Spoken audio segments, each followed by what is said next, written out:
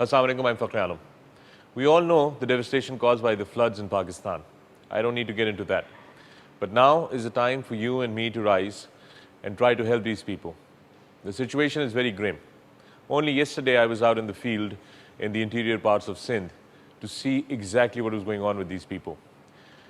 Now, in order to bring relief to these people, one of the most important factors that we have to keep in mind is to ensure that we do not inflate food prices in Pakistan. Therefore, I request overseas Pakistanis to step up their efforts in helping these people. Now, we don't want your money. All we want is to ensure that there is no ill-directed or ill-planned relief for these people. What we need to do is we need to work in synergy and make sure that we do the right things. We had recently created a box about 2-3 days ago, and already the changes are occurring, and therefore there are some changes in the box. And this particular message is being recorded in English because I was told so by a lot of overseas Pakistanis and students who requested that this be done in English as well. So I'm just going to tell you how this is all going to be done. A lot of people ask me a question, so how are we going to bring all this food to Pakistan? Shipping is going to be very expensive. How can we deal with that factor? For that, I am pleased to inform everybody that our national carrier, Pakistan International Airlines, PIA, has been absolutely remarkable in offering their services totally free of cost. So, here is an opportunity presented by PIA to you and me to ensure that we bring well-directed and well-formed relief to these people, especially food. Now, our focus is on food, and that's what I want all of you to focus on, is food. I have with me a box and a few items, and I'm going to tell you how these things are going to work and what you should be doing. So let's begin. So here with me is a box. This box has been created with the help of PIA cargo specialists, some pilots, engineers. And what we've tried to do is optimize the usage of the weight versus volume size so that it's easy to load. We maximize, optimize the utility of the box, and when it's very easy to use in the field as well. You know, when you have the volunteers or the NGOs or the Pakistan Army people handling it, passing it on, moving it from a boat, taking it off an airplane, putting it in a helicopter, it's very easy to handle.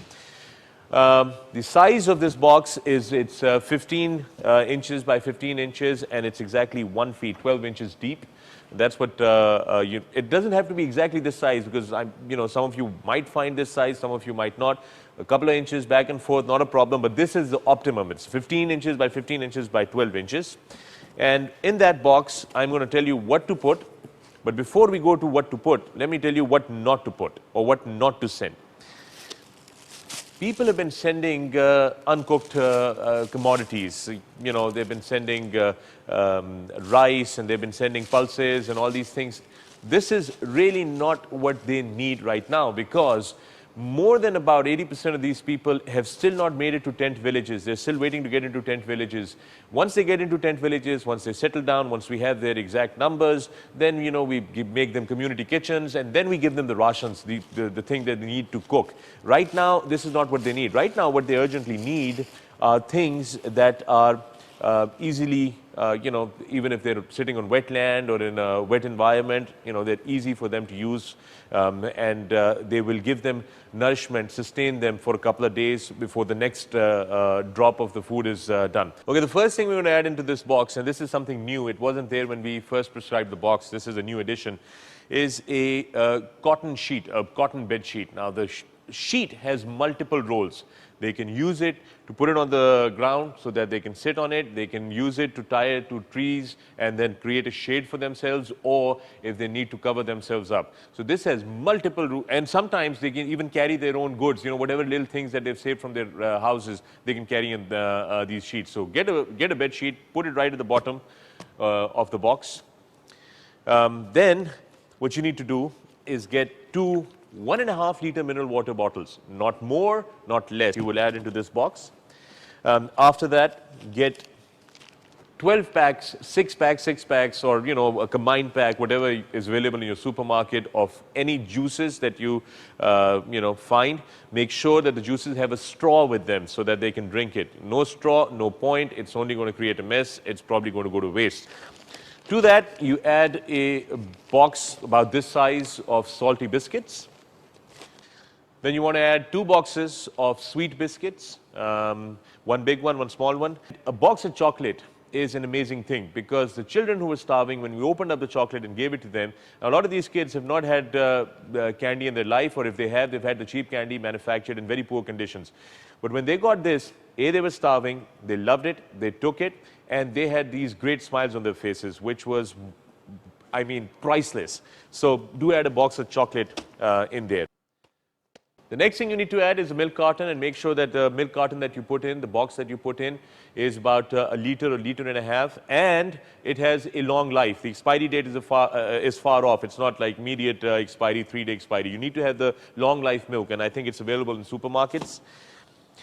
Eventually, what was another super hit was potato chips. The biscuits were loved, everything was loved, but another super hit thing was potato chips. The moment we gave them these potato chips bags, they opened them up, young and old alike, men and women alike, and they started consuming, because potatoes, vegetables is a staple diet for most of these people in rural areas. And they took to the potato chips. It had the sodium content, you know, the salt was there, so it was a major hit. The next thing that you need to do is add a soap bar. Now, yesterday we were in the field, we went to all these tent villages, we went to all these people sitting on the roadsides waiting for help, and we could clearly see that disease is going to be a major issue in the days to come. So what we need to do is promote hygiene, and they do know how to use soap bars. The world's most nourishing thing, dates. We need to add dates in the pack, and it's the month of Ramadan. Dates are, you know, as it is, a good thing to put, but they're very nourishing. So even after Ramadan, when you send these boxes, make sure you put a pack of dates in there.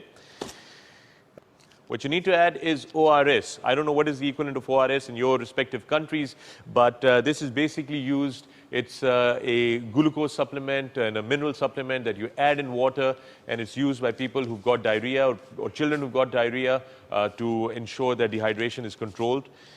And then you need to put in some disposable glasses. You still have some room in here. Now, initially, earlier, we had said, please put in insect repellent in these. And what we found out, you see, I'm also learning as we're going along. What I found out in the field was that most people were uneducated people. In fact, 99% of these people are uneducated people. They come from rural areas. They do not know what an insect repellent is. And the whole box consists of food items. So we've decided not to put the insect repellent in it. So we urge you all, and I remind all of you who are doing the boxes, please drop the insect repellent, because they might mistake it, mistakenly take it for something that they can drink or something and consume it, and that could be lethal. So we don't want to do that. So what do you have at the end? You have a very good family survival pack. Now this is an ideal weight for people to handle, to move around, to pass around, and we did that yesterday. All right, guys, for all of you who are buying these things abroad in your supermarkets in New York, in Chicago, London, wherever you are, please make sure that everything that you buy, all the edibles that you put into this box are all 100% halal. Please make sure they're all halal products. Just think of it as you're buying for yourself. The next question that everybody has is that, okay, fine, we take this box to PIA, but then what? What does PIA do with it? Well, PIA puts it on its immediately first available flight, sends it into Pakistan to any of the major airports at major cities like Karachi, Lahore, Islamabad. And once we have the cargo available on ground with us in Pakistan, we will immediately hand it over to the Pakistan Armed Forces or all the international NGOs that are working in the field. The reason why we want to give it to the NGOs or the Pakistan Armed Forces are because they already have their logistical network set up. And the Pakistan Armed Forces, without doubt, without any question, have perhaps the most elaborate, the most effective, and the best logistical network. They have reached to the most impossible terrains and areas in the country where people are stranded. So, what are you waiting for? Go out there, get that box, fill it up, bring it to a PIA center, PIA cargo office, or a PIA help desk at your airport, and send it to Pakistan. Every box that you send is going to help us save lives. Every box that you send is going to be the difference between life and death for a lot of people.